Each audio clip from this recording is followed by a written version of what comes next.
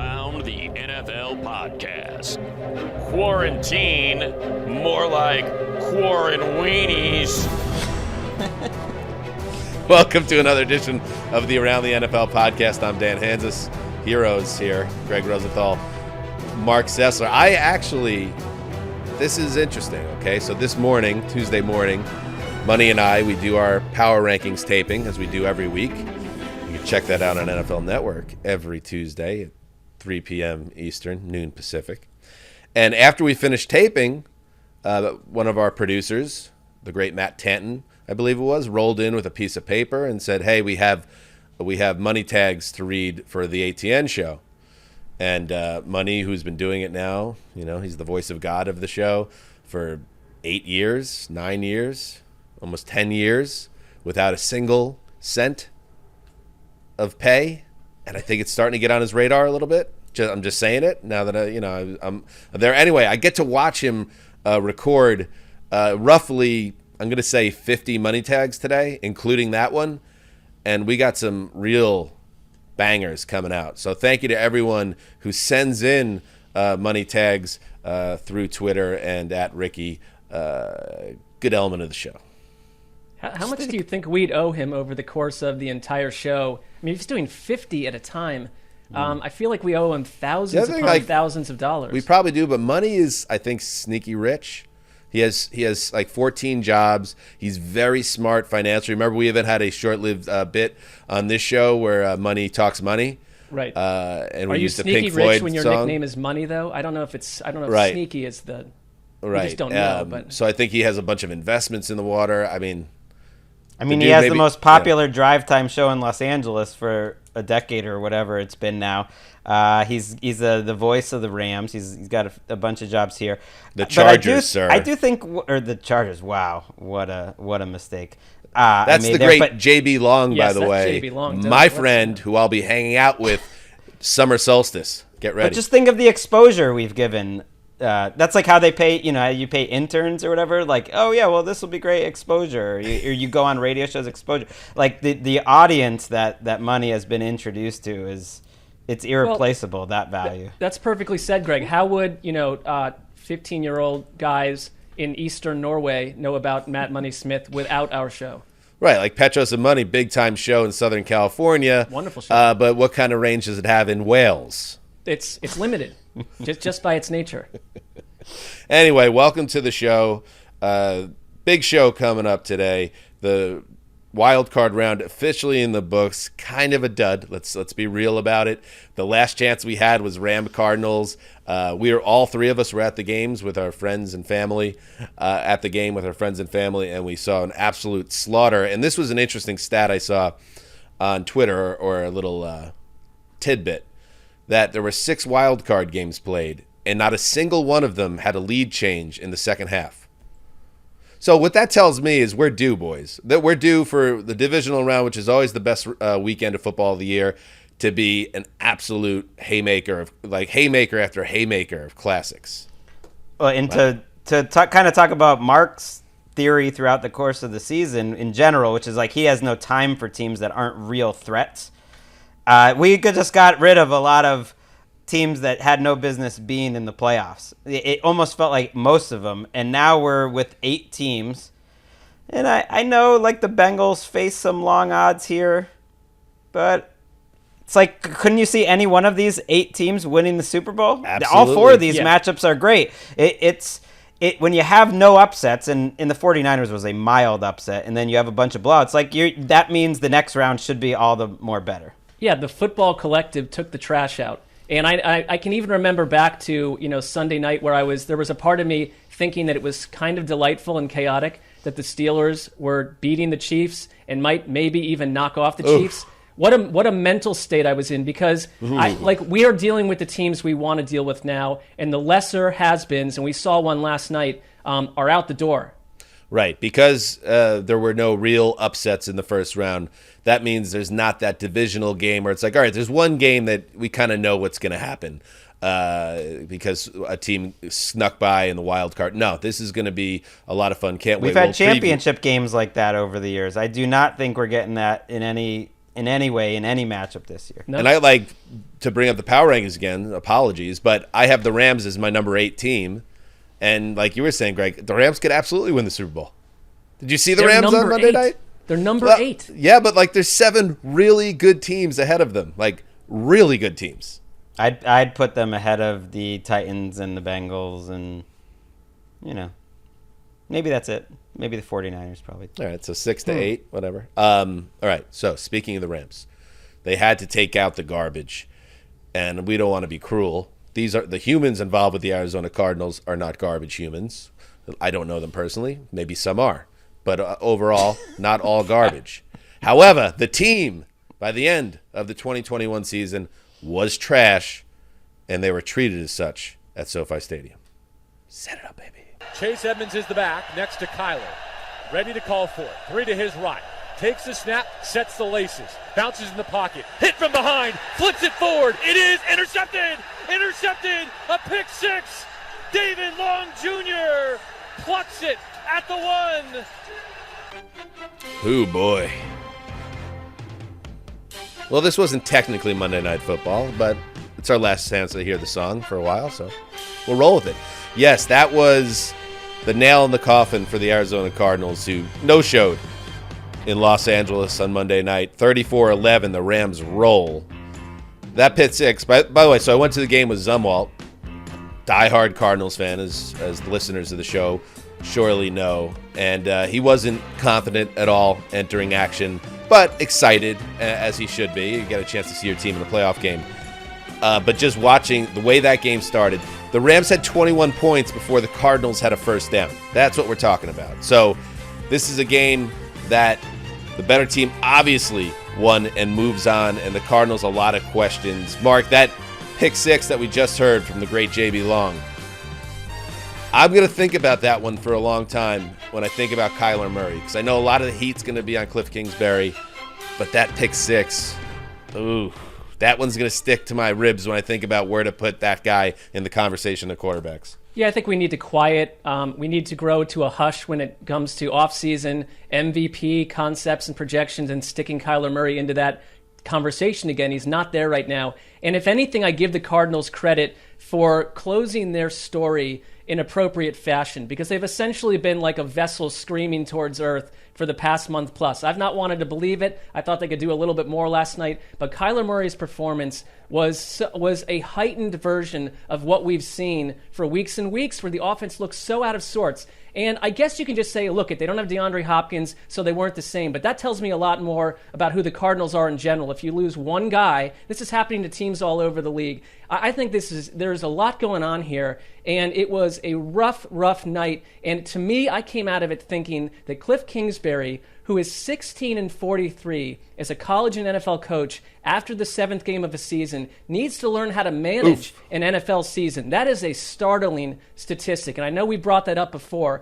but Kyler Murray's star is fallen right now. That play encapsulated everything that's been wrong with them, and I kind of wonder, from a Cardinals angle, how do you sell coming back with this same offense next year, this concept, this playbook, because it seems figured out, or at least seems to not last for a full season. And the Rams, I mean, this version of the Rams can win this Super Bowl and any Super Bowl. If you got what you got last night, all the players they added, the OBJs, the Von Miller, Stafford throwing 4 Are you getting on a new vessel, Sessler? The Rams I was honestly vessel? thinking, is this my new pet team? But I'll only doom them if I do that. So I'm going to just hold off. But massive respect. And I brought my son, Colton, and Colton said to me 2 things during the game. He said, about 8 minutes in, he said, this Cardinals offense is just not very good. I was like, bingo, you're right. He's like, when did the Cardinals turn into the Lions? Get him in the booth.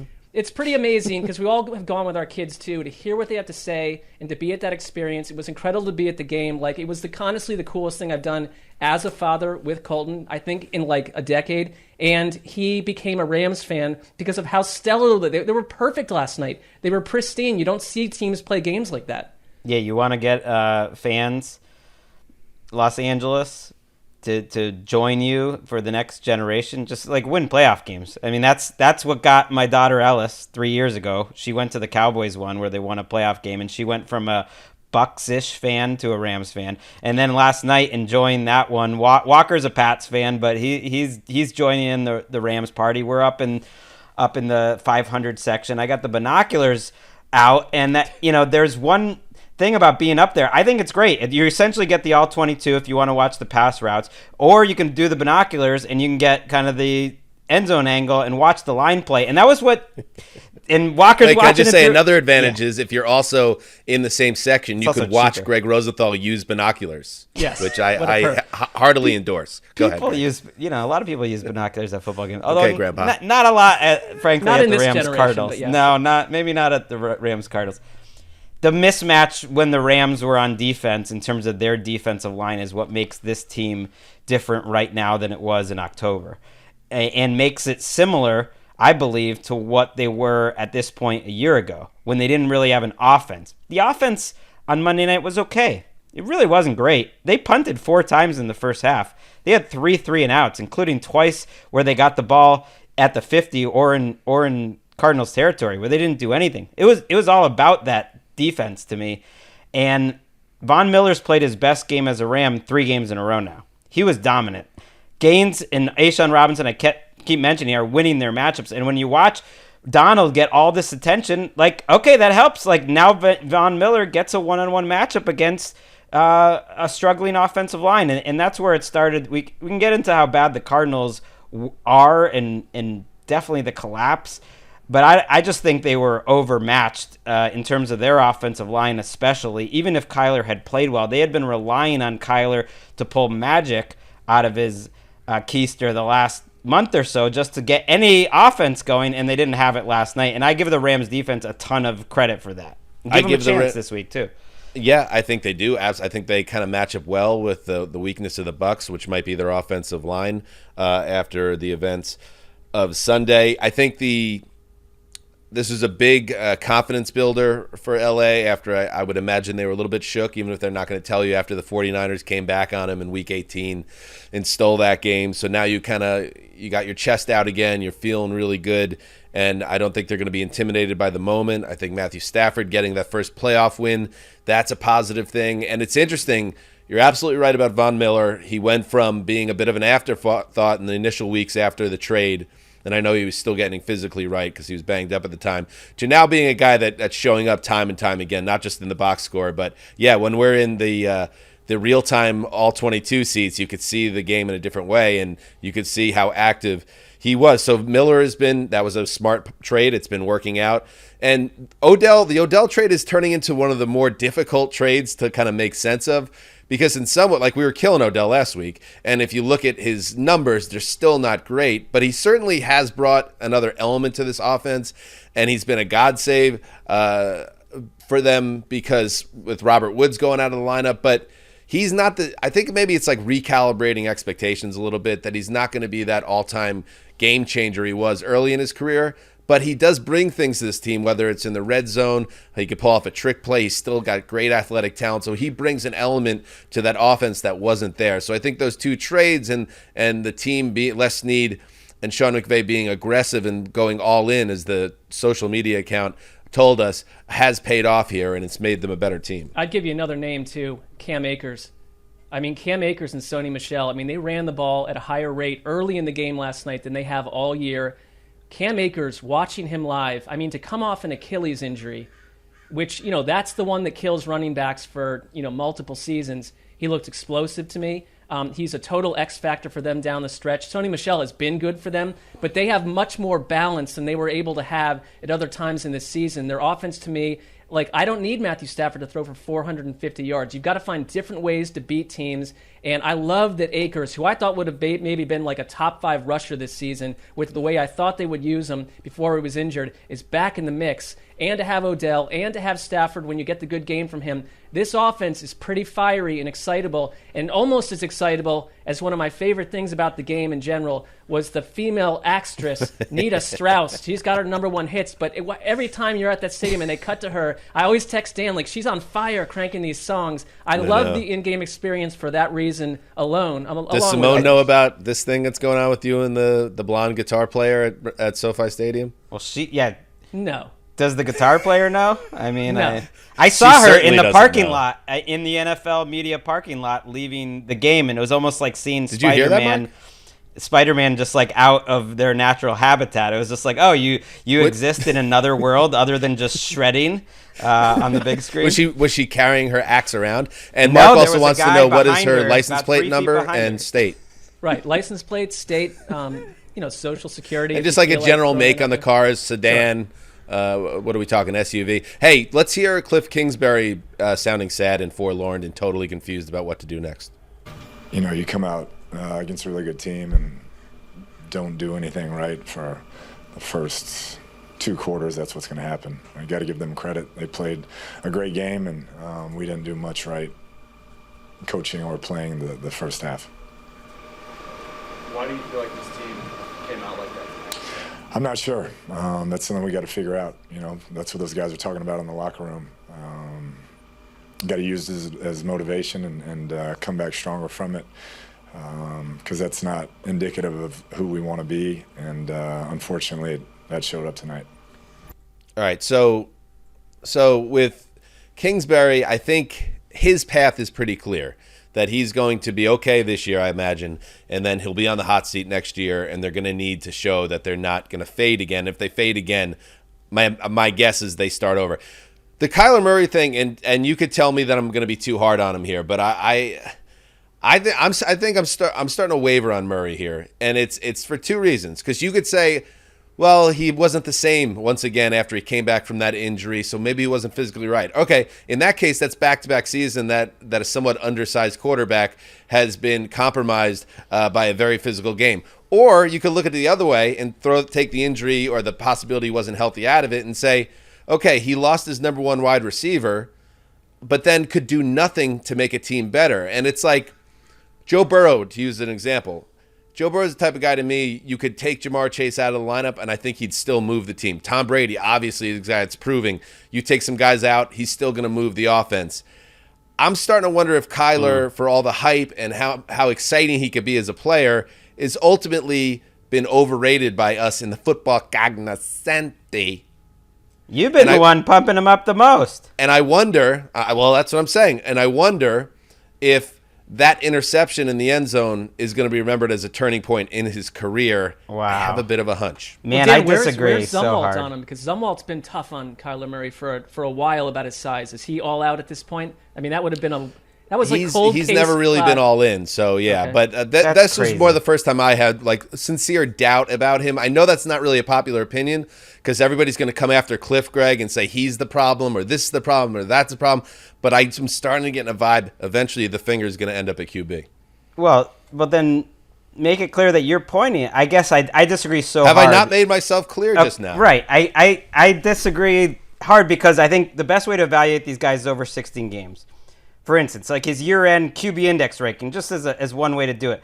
As a rookie, 13th. Really good for a rookie. 10th his second year. 7th this year. He's a third-year quarterback who just played a terrible playoff game, like we've seen many young quarterbacks like Peyton Manning and many others start their playoff career terribly. Now, am I worried about the marriage of Kingsbury and Kyler? Yes, because I think that with the talent and with what was around Kyler and Kyler's abilities, that ultimately you can't have this happening. Because I disagree on that he didn't lift his team, because the only times they moved the ball over the last 5 weeks, and I've been banging this drum, is Kyler Murray making like huge big-time plays, and everything else is like a 4-yard throw to Ertz. Now, does Murray bear some responsibility for that? Sure, but he sort of won that game in Dallas by himself. He put up Greg. That was the only time they won for the entire right, but he season put up. after My he came point back is from the bye. that not much is happening within the natural progression of the offense, and I do put that more on Cliff when I see Kyler have every trait possible, not just the arm strength, but generally the decision making and the running. And again, like I said, over a 16-game schedule, like he has improved steadily every single season. That's what we want.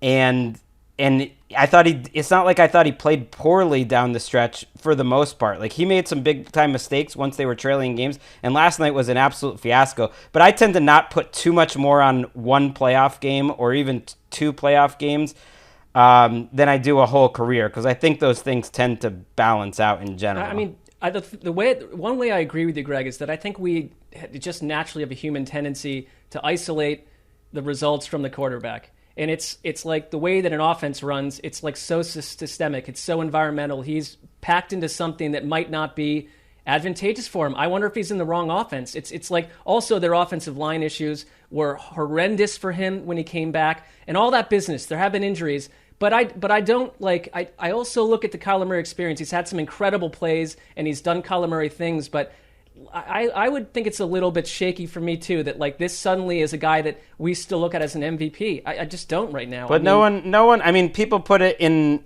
preseason articles like they did with Matthew Stafford every other year, including this year. And what about in Week 9? Right, he's never been that guy. I guess in Week 9, I did.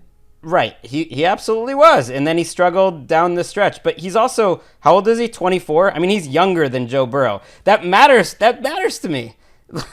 Like the fact that he's a third-year quarterback, I have major doubts about Kingsbury, and we've had a lot of people, including Spice Rack, who thinks he's one of the worst coaches that's ever gotten a head coaching job. I don't think that's played out that way, but I do think it's absolutely fair to say whether he's the right coach for Kyler Murray. And if they did fire him, I think, and they had a great idea of where to go next, I wouldn't kill him for that. You know, it would feel like a Josh Rosen type of move out of Arizona. Like, I'm not even totally 100% convinced Kingsbury's back. If you want it to be bold and you don't feel like he's the guy, okay, do it, I guess. That's what I think I think they should. If they have doubts, if they think that Murray faded and the Cardinals faded down the stretch because of the coaching, you have a finite amount of time to really cash in on this guy, and he's on his rookie deal still. I just that's kind of to me a little bit predictable in the sense that I kind of knew this is how it's going to play.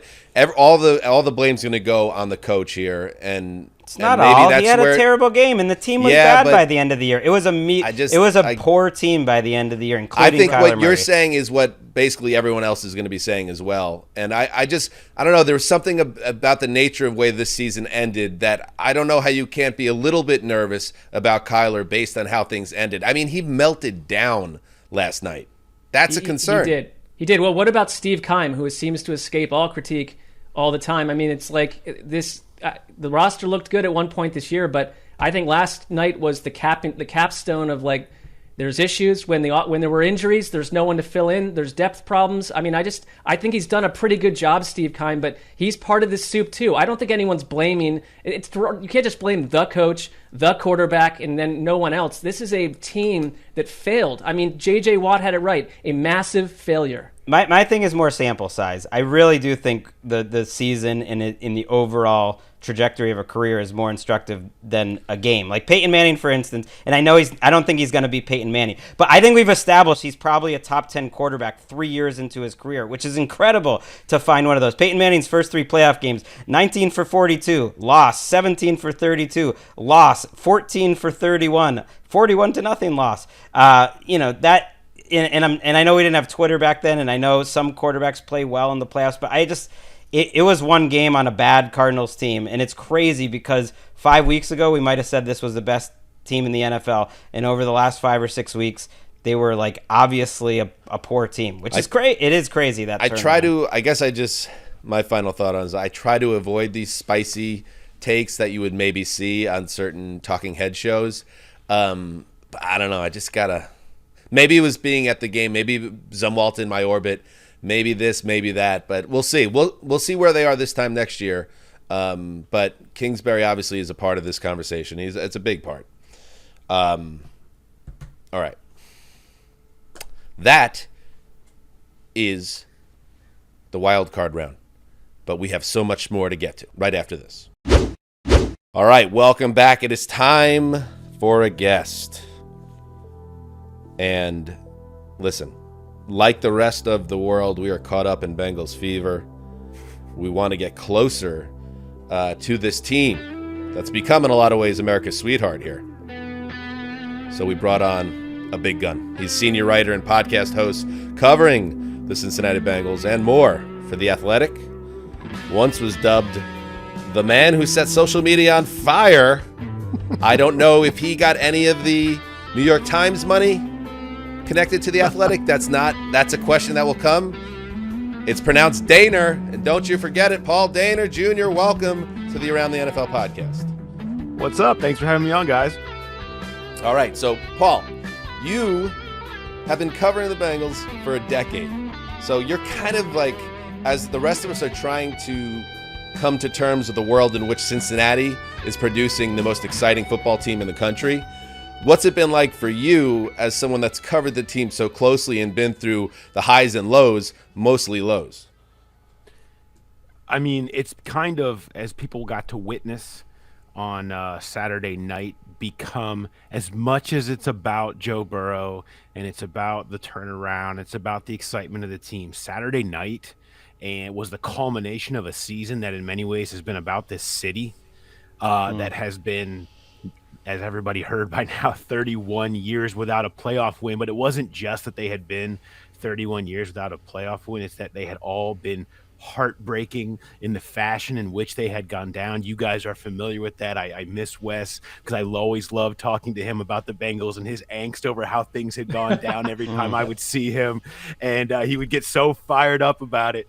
And so you guys know, I mean, those that follow the Bengals know like that the city is so hung up and frustrated by this like black cloud that hung over them, because no matter what they did well, how many good draft classes they churned out, how many big regular season games they won, how many shrewd moves they made, it was always invalidated by the last line of, yeah, but you didn't win a playoff game every single time. And so for that to be gone, to no longer have to discuss the 90s Bengals or the meltdown at Paul Brown or any of the Carson Palmer's injury and Kimo von Oelhoff, to never have to discuss that again and just talk about the future and Joe Burrow has been a game-changing, not just night, but season for the city. And now it can be about them. Now it can be about that team that is so exciting to watch on the field.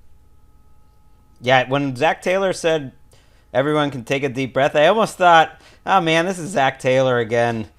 You know, being almost a little tight in the moment. I thought in terms of how he coached the second half of that game, and that the whole point of it isn't to get over relief, but it seems like he actually had a pretty good finger on the pulse of the city, and that's where he was getting at. It was just seeing him and Burrow back to back, with Burrow with the tinted shades kind of being like, I expected to do this quicker than we did. This is nothing. Let's go on. That's a big dichotomy, but you spoke about the fans, so I just wanted to follow on that, because it seems like the fans are incredibly confident, and I'm including the Wesseling brothers in that, of which you could be one. Just the looks, you know, with the facial hair and the shaved head. You could be a Wesseling brother. It almost feels like this Bengals fandom, though, has gone the complete other direction, where they're expecting them to go to the Super Bowl. There's a lot of confidence with this team right now.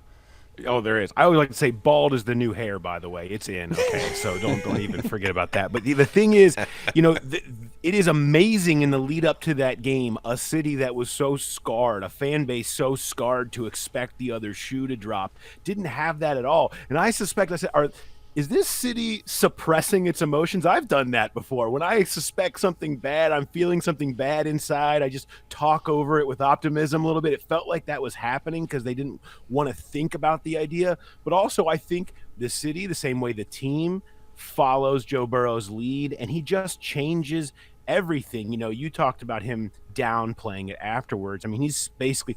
partially that's him. I mean, that's who that guy is. He is the type of guy that is very calm, and he's going to be always thinking about bigger things. But he also, I talked to a bunch of people about what is the it factor, what has that tangibly looked like, and the line that always stuck out to me from that was he just has this innate feel for human dynamics and human interaction and what people need, what every person needs, and how that's different. And when somebody needs a pat on the back, someone needs confidence, someone needs a stern look, whatever that is. He knows that the team needed to settle down and understand that this was not a big deal. And he was trying to project that out to the team in the same way of, this is not a big deal. You know, this is the expectation. This is what we are going to be. He called it today the bare minimum going forward, that they'll win playoff games every year. And I think everybody kind of looked at it and said, yeah, I think I believe that guy. I think he's right. I think it is the bare minimum here going forward. Well, I love what you say about his leadership. And, you know, I'm a Browns fan, and a year ago, I was sitting in this place thinking, we're the team from Ohio that wiped away all these terrible talks about the last time we won a playoff game with Bill Belichick beating Bill Parcells in the early 90s when I was in college. Now it's the Bengals, and I think their star seems to be so much higher. I mean, one of the reasons that West dropped the Bengals, the primary reason that I thought it was ownership. It was the way the team was run. That, like, you know, every other team in the league is dug in on real scouting services. The Bengals are doing something from 42 years ago. Like, they were not active in free agency, but now they are. The team is building. They're drafting well. You look at this roster, you look at the quarterback. Do you think that ownership at this point is in the deep distance, that the way the Bengals can operate to have the bare minimum be playoffs every year, the thing that annoyed Wes, would he look at this team differently and say, I'm not so concerned about how it's run because this is a rocket ship just taking off at this point? I think so. I mean, Joe Burrow covers a lot of franchise warts, organizational warts, and he's done that. That said, they have performed off the field differently in the last few years. I mean, you can't look at their last two off seasons and say that they've looked like the same old Bengals when you look at the amount of money they spent in free agency.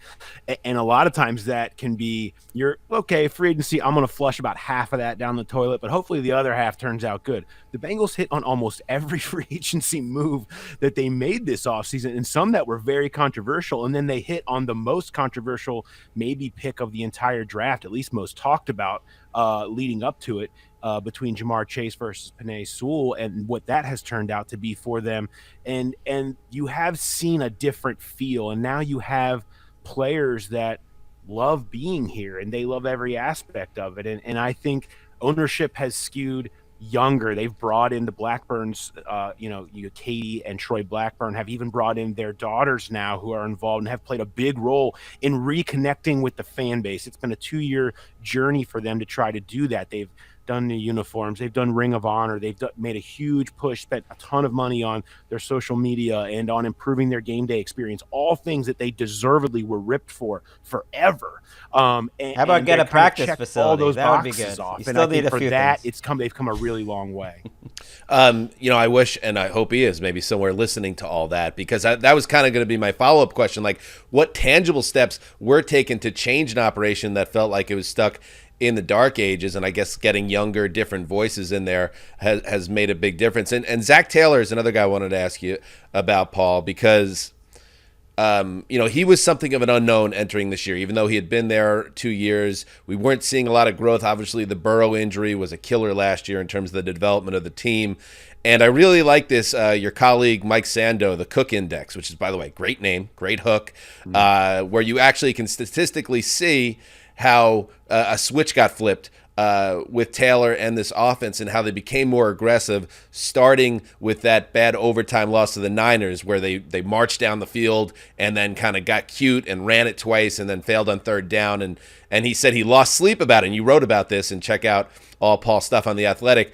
And it's not like lip service or beat writers looking for something a narrative to craft. It's there in the pudding. They completely changed the way they ran their offense. Yeah, and it wasn't even as much about what happened in overtime, which was part of it. It was watching what Joe Burrow was in the fourth quarter and overtime of that game. He was that next level, truly elite guy. And part of that went back to they finally felt really comfortable with his pocket presence, pocket movement, and his confidence back there. People don't realize, yes, he's been playing all year, but he's still had to mentally been working through the knee injury as the year has gone along. When you remember when he came out of LSU, his pocket presence back there was his superpower. It's what separated him.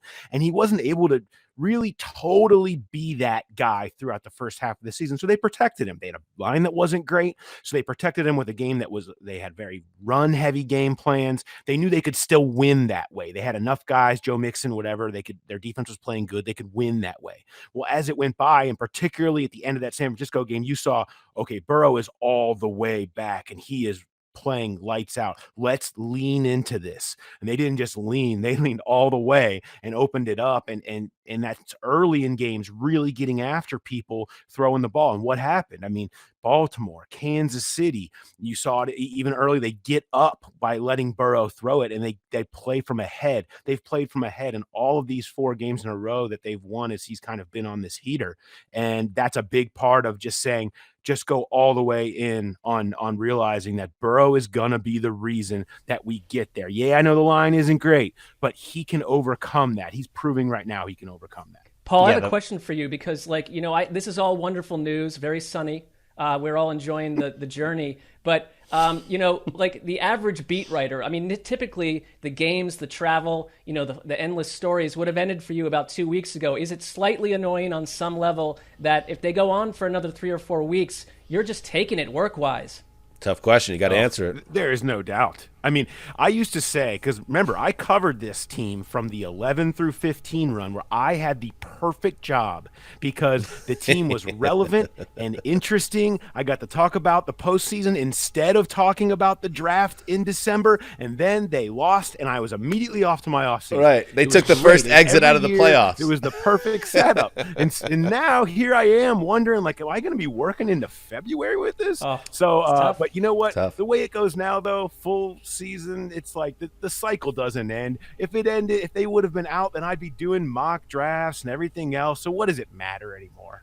Right. It's like those Patriots reporters over the years, Mike Reese and Tom Kerr, and they put in 3 extra seasons compared to most writers. Very quickly, because I know we're gonna have to let you go. I do just want to get a little bit of a look at this game and what you think are the concerns, because I'm concerned now that I'm kind of rooting for the Bengals. The line play on both sides and the coaching, frankly. So that's 3 things, but especially the coaching matchup, but the line play on both sides with the injuries on the defensive line and just generally matching up that offensive line against Tennessee's front. Like, how do you think the Bengals can overcome that deficiency? Because to me, it does not. That part of the game looks like a pretty big mismatch. Yeah, I would agree. I mean, the trenches is always going to be this team's issue when they reach the highest levels. I mean, they can overcome that with their weapons against teams that aren't as dynamic in the interior. But, from practice today, they look like they're not anywhere near as bad a shape as we thought they would be on the defensive line. They did lose Larry Ogunjobi for the year. Mike Daniels was on the practice squad all year, and he hurt his groin earlier in the game, so it's not a huge deal. Trey Hendrickson looks like he's probably trending in the right direction. That's massive. Josh Tupou, who is a really nice situational defensive tackle they have, is going to be able to step in. It looks like probably that helps lessen the blow because B.J. Hill has played pretty well in Ogunjobi's as a rotation guy. So I don't think they're as beset on the defensive line as you thought. And they were a team that was pretty good against the run this year. So they've always kind of felt that was maybe one of the strengths of themselves defensively. I think you can point to that. On the other side, they've just struggled against teams that have really dynamic interior pass rushers, because they're just not good enough there. And so Simmons is a nightmare scenario for you, and you just got to find ways to try to take him out. I felt like they've done a decent job playing in this division, getting practice at it, dealing with teams with great edge rushers, Myles Garrett, TJ Watt. They found, and then Crosby again last year, they found ways that those guys, maybe they win a bunch, but they don't kill you. But what does seem to hurt them is when they have the guys in the interior, they don't really seem to have a ton of answers there. So Simmons certainly scares you more than anything. But then you say, I don't know, you got Burrow. And it's sort of like the answer to every single question with this team right now. Well, I'll tell you what, Paul, and thank you for joining us, buddy. And follow Paul on The Athletic throughout this whole journey, both throughout the season and then into the offseason. If the Bengals do knock off the number 1 seed Titans on Saturday, I think they become the biggest story in football. And then that's a pretty good place to be as a beat writer, I would imagine, especially when you've been in the darkness, like when a certain linebacker ran into a tunnel when he thought a game was over and it wasn't over. Those days are gone. If you want me to come back and tell Vontaze Burfict stories for a while, I will please, do that. please. But you might want to, I don't know, are we good on censorship? Because they're not pretty. That sounds like an awesome off-season podcast, to be honest with you. Just like the memoirs of Vontaze. All right. Thank you, Paul. Appreciate it, and good luck the rest of the way. Thanks, guys. Thanks, Paul. There goes He was Paul. good. And I'll tell you what, Ricky, that is one of those guests where it's like, all right, you put him in the good side of the he's ledger. already on a list. Yeah. Oh, he's on the list. He's on a list. We got a in Cincinnati good guy. list. I interrupted Dan saying he was good, so I think we all agree that Nice that was, take. and he does feel like I'm sure that the Wesleyans, there are probably other Wesleyan brothers out there. They had so many kids, you can't keep track of all of them. Maybe he is a Wesleyan brother. We don't know that. Well, he's there's not also for sure. some conspiracy theories that some of them aren't Wesleyan brothers, but that's again for an off-season podcast. It is telling to me, though, Wes was so out there about not being a Bengals fan, but I don't know if he's having in-depth conversations with every team's beat writer. You know what I mean? So Right. I mean, he call. was with some. To be fair, he was with some, but he was tracking the Bengals much closer than most teams. You know what? And Greg, you and I were texting a little bit about Wes yesterday and how you feel his absence always, but certainly in certain shows, playoff time, of course. And I was just thinking to myself now, as Paul was explaining the changes that the Bengals made, I wonder what Wes would have thought about that, having that insight from someone who has ear to the ground there. But it's certainly... It can't be from futility and poor decision making to all of a sudden the operation running smoothly without changes happening behind the scenes. So, but at the same time, I think it's important to point out that the quarterback can change everything, because the Cincinnati, for all the Brown family distrust, they were going to the playoffs every year. They just didn't have a truly dynamic guy out front, and now they do. And that's, I mean, a Patriots fan like you, Greg, knows better than anyone. It changes everything. I did not hear a single word that you just said. You and Greg are having separate text conversations with me not involved about things that matter to us. What's the dynamic here? Why is that occurring? Greg, do you want to take this one? No, I don't. No, but it's better just leave it hanging, leave it open. Well, it is left out there hanging, and I'll think about it, roughly 12 times a second for the next 2 or 3 days. All right, let's I love that. Let's take a break, and we'll hit some news. All right, welcome back. Before we get to some iTunes listener feedback, let's hit a little bit of the league news as the personnel carousel. That popped in my head while I was sitting in the 500 section at SoFi Stadium yesterday. Personnel carousel. Not bad. That's what you're thinking about live at the game. I like that. It just happened. It just popped in there. You can't control that. That's yeah, good. when you're an artist, like a real artist, like when the inspiration comes, you just have to be open to it. I consider that's like part of your job. Just like I had Zumwalt with me, and I just got up in a panic and just like sprinted away, and he just nodded his head and he's like, "That's an artist at work." I mean, Zumwalt at that point is just in a fetal position, so he's accepting any artistry that will come his way. I mean, that was an apocalyptic evening. All right, so, but yes, as I said, personnel carousel. Mike Mayock will not be returning to the Las Vegas Raiders in the capacity of general manager. The team informed Mayock that they would not be signing to another contract. I think his contract was up. I think that was... So I'm seeing it's fired. It's a little different when you move away. That's kind of like we parted ways. Anyway, that doesn't matter. Career record 25-24 in Mayock's seasons with the team. Their first playoff appearance since 2016, and their only playoff appearance since 2002. Weathered the storm, numerous on and off the field controversies. Remember how mad Mayock was on Hard Knocks when Antonio Brown froze his feet in the cryogenic chamber? Yes. Seems like funny. A long time ago. But then the Henry Ruggs tragedy earlier this year. Of course, the John Gruden situation and his resignation after the offensive emails came to light. And Greg, I guess, first of all, sorry about your bad luck, Rich Bisaccia, because I think the one chance that he had to keep the head coach job was probably Mike Mayock sticking around. But it almost feels like once Gruden got shipped out of town here, it meant that the whole thing was getting blown out, really regardless of how the season turned out, which was kind of successful. Right. If this wasn't enough to keep Mayock's job or Rich Bisaccia's, and I think Bisaccia has a fraction of a chance to get that job. You never know. Then nothing would have. And it's unfortunate. You think about Mayock, who's in his early 60s, coming from television. He started that late, coming up like that. He knew this was his one chance. He was obviously appreciating this one chance, and he had a mixed record over the 3 years. Wasn't good in terms of the first round picks. Was quite good if you look at some of the guys that they got later in the draft, and even some of the moves this year, like picking up Casey Hayward and an Ngakoue and Crosby turns into this great guy. It was a mixed bag at best for Mayock overall. But if you're him, you're also thinking John Gruden screwed me over. He add Mike Mayock to the innumerable people that John Gruden ultimately let down. Because if they made the playoffs with John Gruden, I tend to think Mike Mayock's probably back in that same role next year, but it didn't work out that way. I mean, I'd also add that when you look at the draft history of Mike Mayock, and look, it's obviously spotty. He had 13 picks in the top 100.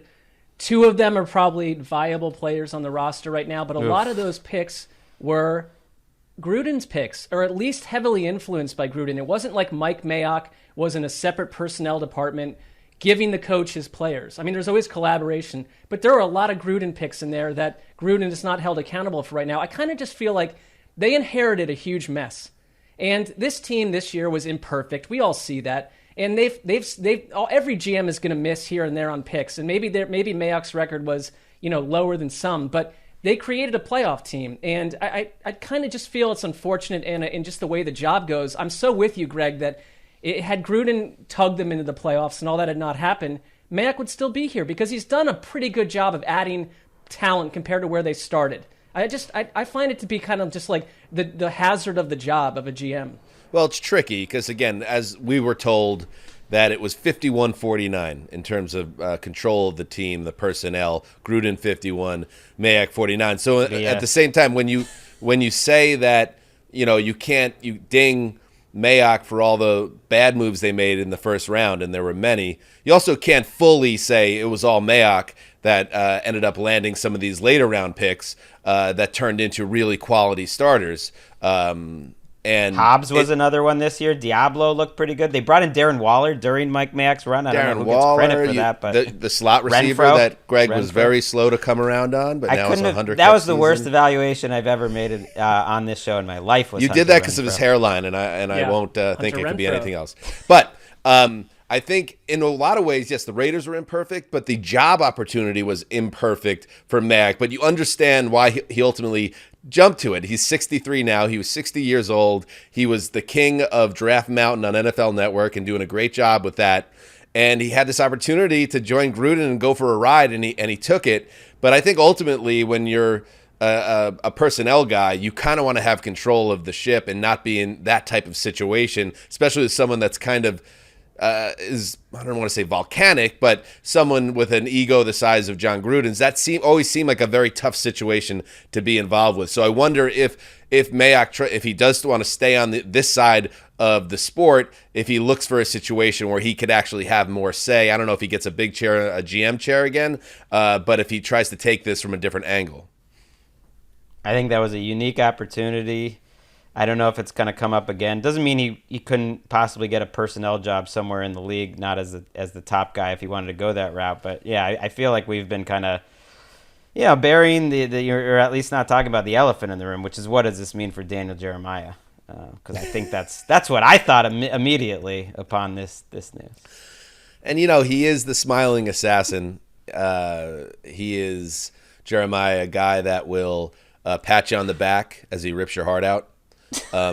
So the first thing he did probably was text Mike and say, hey, sorry about how things play out, you're the best and all that. But at the same time, I'm sure his second call was probably the head of NFL Network and basically said, back off, don't even think about bringing this guy back in the building because this is my world now. I'm prom king. I am prom king.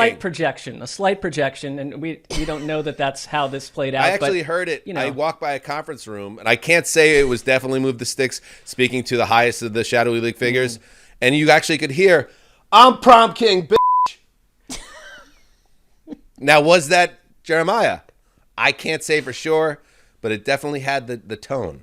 I mean, it could be a lot of people at NFL Network based on what we know about a lot of people at NFL Network. So, yeah, but he fits the profile. I also wonder what it means for Derek Carr because at this point, like, where is the overwhelming interest from Mark Davis to sign Derek Carr to a 5-year extension? And I think we already know from Ian Rappaport and reporting in general, the environment's going to change so much. New general manager, new coach. What are we promising them if you're Mark Davis? What power do they have? And where does it leave Derek Carr? I mean, I think it's like I wouldn't move on from Derek Carr because move on to what? But there seems to be trepidation to just hand him a big money extension. There's no wording around it. There's no whispers. Well, I thought Ian's report, parsing it was really interesting, that he said it would be a mutual thing, and he did make it clear that the contract was a big part of it, that Carr wants more money. He hopes Bisaccia is there, but Carr's been arguably one of the most underpaid quarterbacks. Now, when he signed his deal, it was top of the market. People thought they got paid too much, but it's gotten to the point where he's the 20th, 23rd, quarterback in the league. He has 1 year left on it. This is that offseason where it's kind of, you make a decision on Derek Carr or not. So the timing of it is interesting, and I think Carr will push to get more money and to get some commitment, to not be, floating in the wind this offseason. And maybe the new coach, whoever they hire, loves Derek Carr. I feel like that's a very realistic possibility, that they're like, hey, we can win with this dude. Let's give him the money. And Mark Davis goes along with that. We'll have plenty of time to speculate, but just for fun, I can't stop thinking about how the Steelers are going to make a move. Derek Carr in a Steelers uniform actually checks some boxes for It kind of works. I'm with you. It fits. And Mike then the Raiders, Tomlin, I think, would like him. The whole thing makes sense. I think he kind of matches what they're looking for. And at the same time, the Raiders, now that they're going to bring in a new team builder and most likely a new head coach, do you want to start building with a 30-year-old quarterback or your own guy that you develop? There's something here, because there has to be somebody that shakes loose to move the quarterback market. And if it's not going to be Russell Wilson, maybe it's Derek Carr. I got another one for you. I mean, I think we can't identify an owner who's more steamed at his quarterback right now than Jim Irsay, on the lines, of course, Carson Wentz. What about Derek Carr teaming with Frank Reich? They're both very religious men. I think they see the world the same way. I think he could maximize Derek Carr. Carson Wentz. That I don't know. Yeah, but I'm just saying that you're not bringing in some sort of rebel from the countryside. I think Derek Carr is amenable to coaching. And on top of it, Frank Reich, for all his skills, has been lodged with 3 different starting quarterbacks over 3 years since Andrew Luck vanished into the mist. I mean, they would love to get someone like Derek Carr who they can sign for, the next 5 years and actually have consistency under center.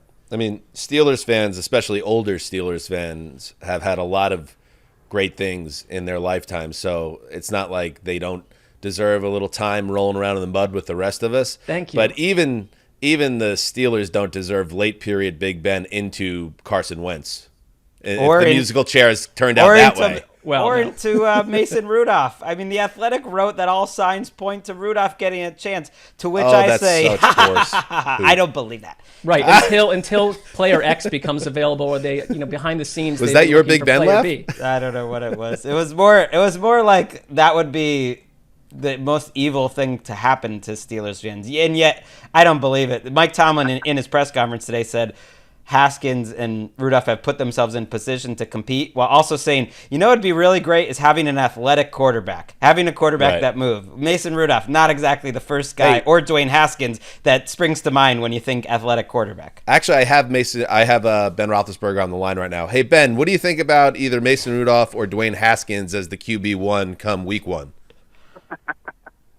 Okay, well, you would love it. I think very limited vocabulary from Big Ben, from what we know. All right, that's that. Before we close, Ricky had a good idea. It's been a while since we've checked in on the iTunes comments. Everybody, it's very important in this podcast game for the shows to show growth and build juice within the industry, to bang those 5 stars on iTunes, leave comments. It really does matter. It's weird, the metrics game in our podcast world, and it matters. So if you could do that, if you could do us a favor and leave a comment about the show, positive or negative, we don't really care. No, flood them positive right now. If you've made it to this far in the show, you better be positive. Yeah, be truthful. We need a few positives. All right, well, that's foreboding. All right, Ricky, you the boys here, we have not seen anything that on this side of things with the comments. You're going to pull some out and read to us. Go ahead. Cool. You want to start with a good one or a bad one, guys? Whatever Ricky wants. All right, Ricky, Cool. you're the captain. I pulled a bunch here. So this first one is love it. 5 stars from Cyclone721. Listening to going to sleep. Favorite pod. Okay, well, little bit of a backhanded compliment. I mean, Fine as long we're as someone it's you five, want to be with late at 5 night. stars. We don't. Yeah, you can say what you want. We're like Okay. a big throw pillow that you used like to rest your aching hip at night. Absolutely. Like the pregnant woman's pillow where it's curved like a Yeah. soft Oh L. yeah, I want That's- one of those. Oh, I'm those. not pregnant, but I they're mean, so I was cozy. using We it can much arrange more it, than the Ricky. pregnant woman. So. Yeah, I'm a Thanks, pregnant Dan. woman right now. Okay, the show that made me love football, 5 stars, Ethan Osborne 20. I've listened to the show since the first episode when I was 13, and I'm still here for the heroes. Miss Wes every listen, but still feel like the ATN crew are a part of my life. Might have to lock it up as the best football podcast, nay, best podcast. Good comment. That's a great comment, and we miss Chris That's Wesson. crazy. We've taken him from middle school into almost college graduation. I never Right. thought. I mean, it's one of the great blessings that we're on one of those shows that people use to mark time and the march of time and a ceaseless march that will end with a mark in the ground. He And the rest started of as a us. virgin, and that's probably not the case now. Well, hopefully. This one, goodbye, 1 star from Mad Kingslayer, and the comment just says, "I've heard enough." Did that say MAGA Kingslayer? Is that what that was? Right. This one, true football nerds from Hair Tie with a bunch of numbers, 5 stars. Are they 13-year-olds in their parents' basements talking about football? Or are they grown men in a podcast studio importing football wisdom to the masses? Either way, they are fantastic. The knowledge these men hold for the game of football is only the second reason I listen to the show. The first is their chemistry. They are like the Beatles of football podcasts. Of course, Wes's absence is felt, but the way these 3 keep his legacy alive is powerful. Shout out to my girl Erica, too, who is a pioneer for so many.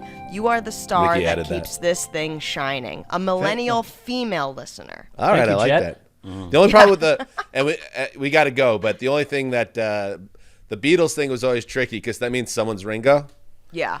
and then it just gets a little I awkward. think the idea of chemistry over knowledge, though, is an apt one. Knowledge, maybe not like the first thing that you need from us. I mean, it's At least there, not from but some chemistry. corners. Yeah. And by the way, if you watch that Let It Be documentary on Hulu, like Ringo, sneaky the coolest Beatle. So maybe it's not all right. Mark, you can be Ringo. There you go. Still, I am not Ringo. First of all, suck it. But like, he's still alive, so I'll give him that. All right. good. All right, we got to go. Thank you to everybody for listening.